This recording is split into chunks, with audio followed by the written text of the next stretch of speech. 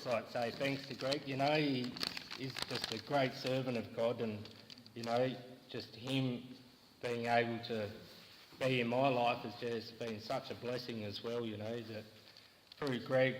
coming to our house one night, we, have been on this path ever since, and hopefully never to look back to the old me and the old family. What it is a pleasure to be able to speak to so many, because, you know, if you had seen me about 8 months ago, I couldn't pay someone to listen to me talk. So, yeah, now that, you know, God's got me on this path,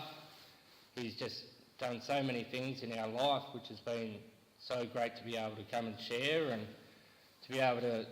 talk a bit about the past me as well, that, you know, how I've become to have this sort of spot in my life where I really needed Christ and nothing else could really change it, you know, no doctor or anything like that, the government or anything like that couldn't change it. It had to be Christ, and that was the calling for me. So I'll start back in my childhood a fair bit, where, you know, I was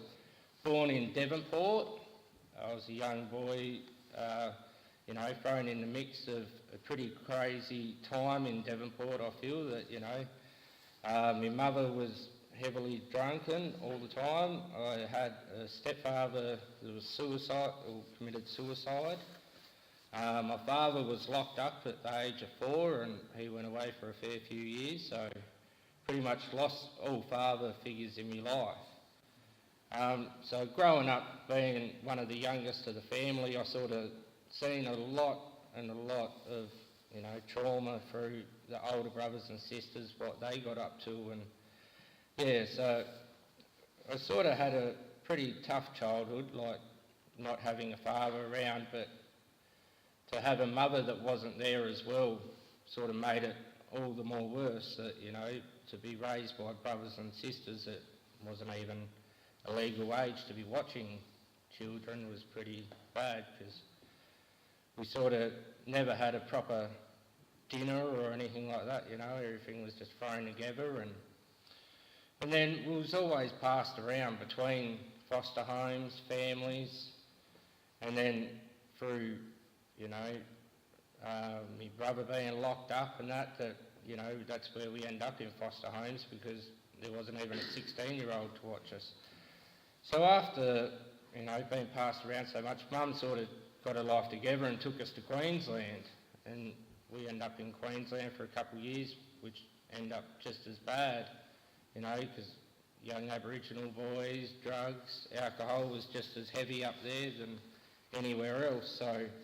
we ended up falling into the street life again up there, and suspensions at school,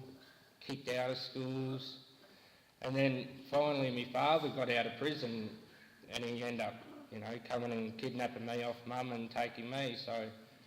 I finally ended up with my father back when I was about 12, and a lot of the damage was already done. That, you know, the young mind sees so much hurt already in their life. That's sort of the path that I sort of took from that. So I ended up with Dad, and he took me to Majura for about 4 years, and, you know, I sort of started to go to school and becoming a, you know,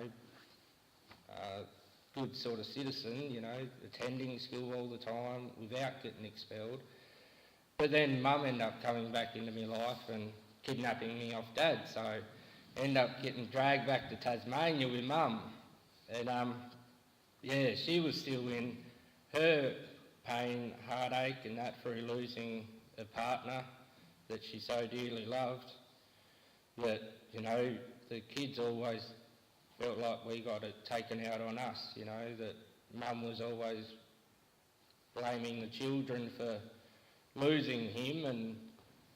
so we've always grown up with sort of a pressure put on us that we was meant to be more at a younger age than what we could be, because, you know, we were only mere children and we could only do so much that we was allowed to do being children, that it sort of ruined a great part of a childhood that most kids should have. That, you know, it's something that I definitely didn't want my kids to grow up with, but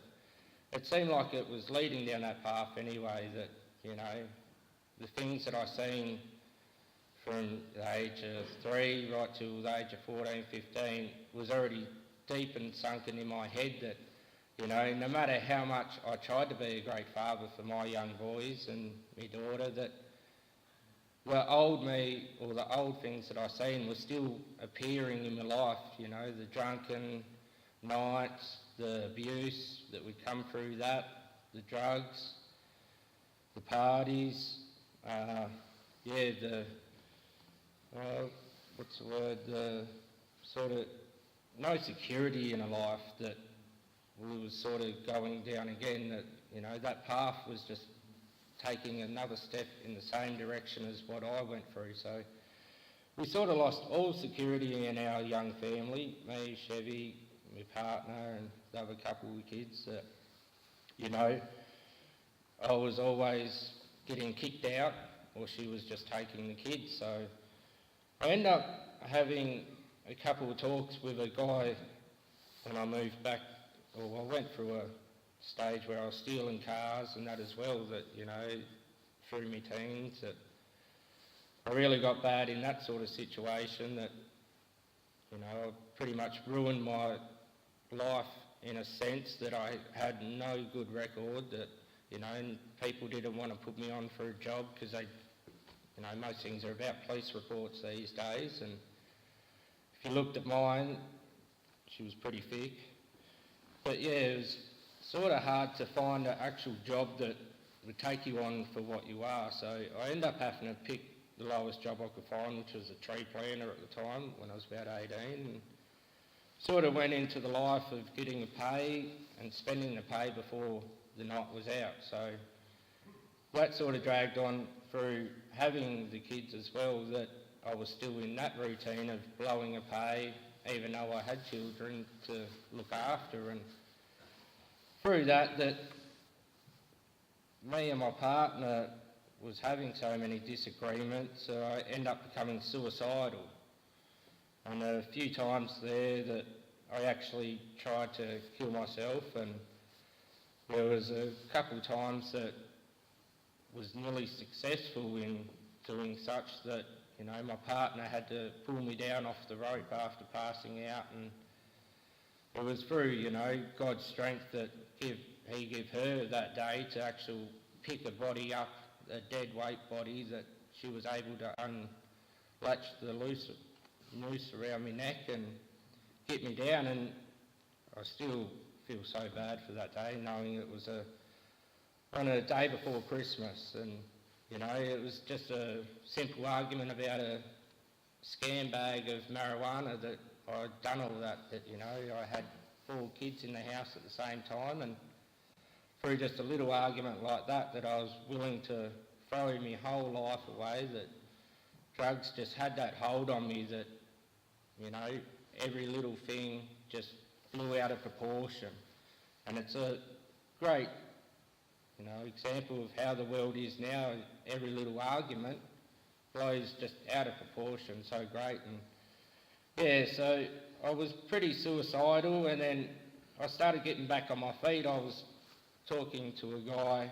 and he was a Christian guy, and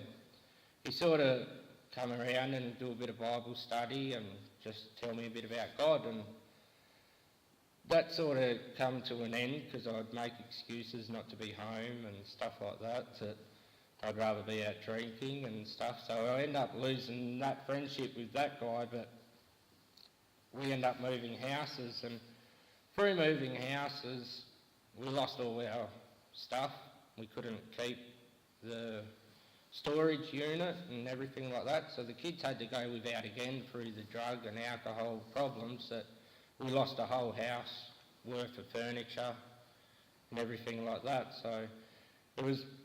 really getting to that point where I was getting suicidal again, that, we had nothing again, that my partner was going to leave me. She did a couple times, and it was sort of getting really to that stage of suicidal again. I started at a sawmill, and then I ended up quitting my job there. And through quitting that job, I got the boredom, the drinking, the drugs really bad again, even not even able to support that habit, that's what made it twice as bad. That, you know, when you have habits like that and not being able to support them, you really have an anger against anyone that has better or more than you. And it was to about 7 months ago that Greg popped into our lives, and it was through my partner Carmen. I didn't know that they'd seen each other 12 months before that, where, you know, she first helped me through suicide, that, you know, she was talking with someone that had God on their side, and he really must have been praying for our family, because for a whole 12 months our family was just holding on by a thread. So I feel that someone was definitely looking out for us then, that, you know, it was possible for us to hold on that long. And it was through then that Greg come to our house, and I was sitting there drunk, stoned and everything. It was only 7 months ago. And through being in that point of no return again, suicidal and all that, that I was actually open to hearing what Greg had to say to me. And so I sat in the lounge and that, and he was just explained a bit about Jesus, where my other friend, other Christian guy, only sort of talked about God in a sense, but didn't ever show me the way to Jesus. And he prayed, and we ended up praying for the desire for the drugs and alcohol to leave me. And yeah, it was just an amazing night that night that, you know, as soon as Greg left, I went over, tipped my can out and threw the bong and all that stuff away, and I've sort of never looked back since. After having Christ do that for me was just great in itself, and even my partner is that amazed in it now to the day that I have not had, you know, one go of it again, or, you know, fell back into that pattern. But it's just to show how, you know, truly special God is to us, and how great he can do things. And yeah, to be able to take that whole desire of the drugs after being on them, I was about 12 years old when I was fully hooked on cannabis. So I've smoked it 20 years now. And to have that, you know, relief of just having that taken, and God actually taking it all, that he didn't just take the little bit that I had there that night, he took the whole desire from it, which was a great thing to be able to see that happen in my life and to feel that in my own body. And then Greg ended up inviting me to a Sheffield pizza night, and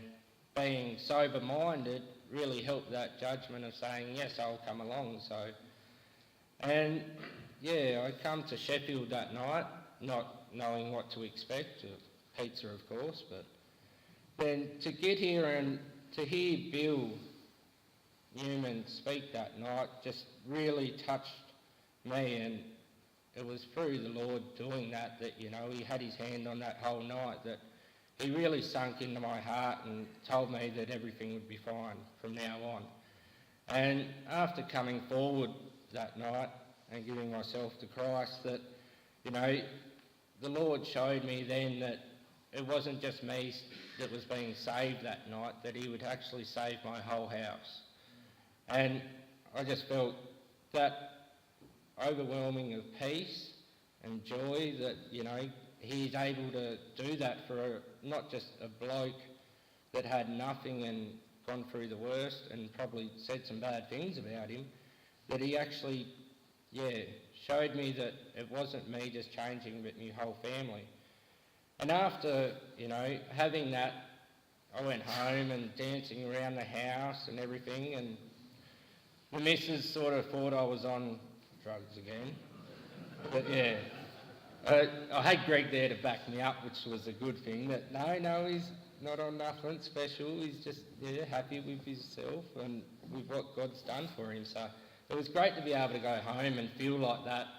and actually have a highness without actually taking a drug. And I've pretty much been on that high ever since as well. You know, I've had a couple of down days where people try to get under me and stuff like that, but a lot of that I just pass to the Lord now, and he deals with it, and that is a great thing, that, you know, I can just be able to turn that cheek and say, well, the Lord's got my back, so it doesn't matter what you say. And that is what's kept me on the high, I think. And through that, you know, the partner, my wife now, that, yeah, I've got to remember that. We've upgraded since God's come into our life, that he also done that for us, that, you know, it was something that he gave to me straight away, that he said, Terry, that, you know, you're going to be a true follower of me, that, you know, you don't have to live in the sin of not being married and that no more. So he made that day possible for us as well. And after a couple of weeks of being at home, after giving my heart to the Lord, that my partner really felt jealous. That, you know, because the kids gave their hearts to the Lord up Wynyard. So it was 2 days before, you know, I was running around on a hike for 2 days, and I got the kids, took them to church, and then we ended up not getting home till 1 o'clock in the morning. She's laying up in bed, where was you? Carrying on, no, it's fine, we've been at church, so it doesn't matter what time it is. And yeah, the kids gave their heart to the Lord then as well, so it was a bit hard for her to understand, and she was really fighting it, understand how, you know, the kids were in the same joy as what I was, so it was pretty hard for her to compete against 5 against 1.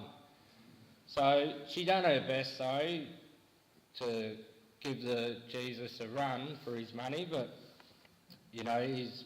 more than capable to take anyone on. So it was about 2 weeks after that, you know, that she really got that sense of she wanted what me and the kids had as well. So it was, she ended up going to Greg's house and giving her heart to the Lord then as well. So it was great to see the whole family come through like that, that, you know, seeing us shine can make someone else want to change as well, because she really gave it a good run. She used to try and abuse me, and I'm laying in bed with the Bible and that, and she's coming in trying to throw pillows and carry on, and I wasn't doing nothing wrong. I got my Bible, so it was great to see that, you know, how things got changed in our lives. And so she ended up giving her heart to the Lord, and now that the whole family was working together and on the same page, we've just gone so many ways now that, you know, the Lord's done so much in our lives, just starting with the marriage. You know, that we're the first of, I've got 6 brothers and sisters, and Carmen has 7 brothers and sisters, and we're the youngest of our families and the first ones to get married. So it was just a big example for the family as well, that, you know, God in your life can really change it to that extent that, you know, Carmen's parents still ain't married yet, that they've been engaged for 14 years, and we sort of was able to get up and on top of them and say, well, we got the rings now. And so, yeah, it's just been a really great journey ever since becoming a Christian, and God never lets us down, never lets the kids down, that, you know, he's just always got our backs, and how great it is to have that feeling that he's always beside you. There was a few other things that's happened in the last 7 months to the glory of God, and how much that he can do things, because I was, you know, I quit my job before becoming a Christian, that God was actually able to reinstate that job for me, that, you know, my old boss turned around and gave me a call after Greg and I doing some praying, and that I was actually given my job back full time, which was pretty unbelievable, that he actually offered me a full-time job, considering what I used to be like, that you're lucky to get 2 or 3 days work out of me a week. And that God made that possible for the full-time position to be put there straight away, that I thought that was just another miracle that God had his hand on, and, you know, that how great he is that he can just make things like that happen without actually trying yourself, but through prayer. And then another thing was my licence. You know, never held a licence in my life because of my car stealing charges and that. I was always suspended and drink driving. That, you know, the Lord put it on our hearts again that Terry should go for his licence. So, yeah, that through prayer and that again, that I was able to step up and call Vic Roads and sort that out. And, you know, that now I have a driver's licence, I can drive the kids around, and to all to the glory of God, them sort of things are, you know, because nothing in my life has ever been simple, but now that I can just give it to the Lord, that it seems like so much has just eased off in pressure-wise, that everything, you know, that we ask for can be answered or is answered, but it's only those that he seeks that we, you know, should have that he gives. And yeah, he's really done so much in our short period of becoming Christians that it's just been awesome. And, you know, to everything that sort of happened in my life in the past is fairly in the past now, and that's what I feel the great joy is, that, you know, the years that have happened that are in the past, that God has them now, and I can just look towards the future and having a greater relationship with God, and especially with my kids, that, you know, he has made that all possible. So yeah, I think that through it all that we'll never turn back, and our Christian lives will always go stronger on. And I'd, yeah, especially like to give thanks to God now, and to Bill and to Greg and all them, you know, guys that really do God's work, that, you know, we're the bodies that God controls, and we should be really able to do them sort of things. And so I'd like to just thank everyone for coming tonight and for hearing me at the start. And yeah, so if I can, I'll just pray and that'll close me up. So Heavenly Father, we give you thanks, and, you know, that tonight is just to the glory of you, and, you know, through my upbringing, Lord, that you are just capable to change anything in people's lives, that if we hand them to you, that they'd be changed. So I give you thanks, Lord. Amen.